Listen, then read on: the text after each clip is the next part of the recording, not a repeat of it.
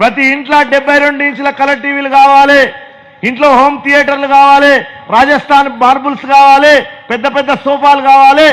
కానీ ఇంట్లో 701 శ్లోకాలుండే 10 రూపాయల భగవద్గీత పెట్టుకోవడానికి మన కర్మ, మన దురదృష్టం, మనకు ఆ బుద్ధి రావడం లేదు. ఇది ఈ దేశం యొక్క దురదృష్టం. ఒక రకంగా చెప్పాలి, మన గీత శ్లోకాలు మనకెన్ని వస్తాయి?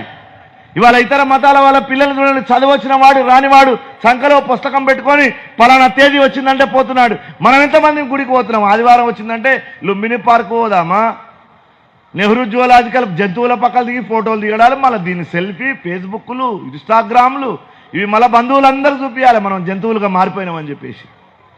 మనం వాటితో పాటు జంతువులుగా మారిపోయినామని చెప్పేసి మహా సంతోషం మనకి.